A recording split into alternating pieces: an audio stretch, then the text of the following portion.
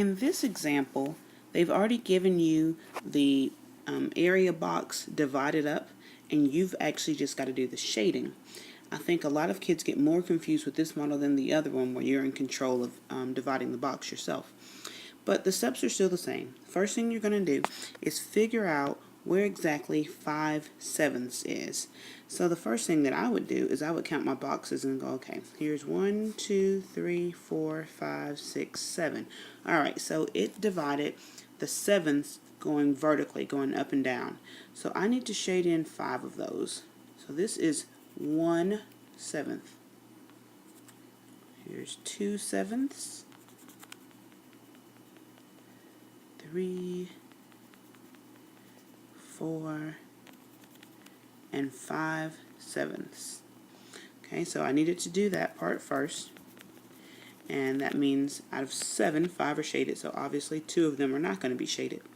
Now the next thing I'm going to do is switch colors, and I need to shade 2/5. So if the 7s were going vertically, then the 5ths must be going across. So 1, 2, 3, 4, 5. Yep, the 2/5 are going across. There are a couple of different ways that you could do this.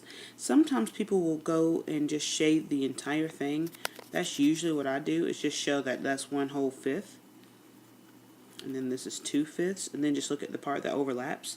But I want you to know that sometimes on a test or a worksheet that you might have, it could actually just look like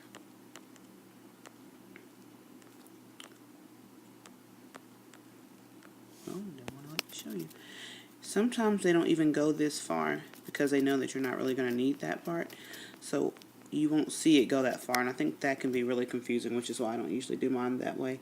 But I do want you to just be aware that sometimes they'll only shade as far as it needs to show the overlap.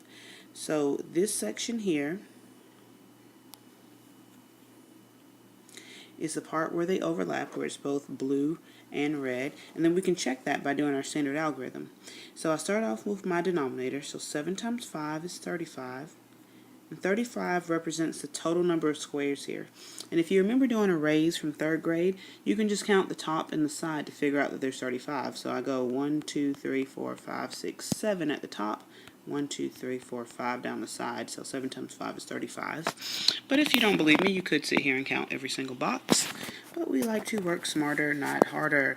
Alright, next up I'm going to do my numerators. 5 times 2. Of course we know 5 times 2 is 10. So the way I figure this out is the boxes that they overlap. 1, 2, 3, 4, 5, 6, 7, 8, 9, and 10. So there are 10 boxes that have both blue and red in them.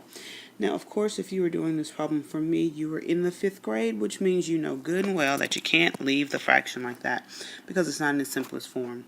So what you want to do is think, okay, what number could I divide both of these by? What I call the giant 1. And in this case, it would be 5. So 10 divided by 5 is 2. And 35 divided by 5 is 7. So in actuality, our final answer would be 2/7.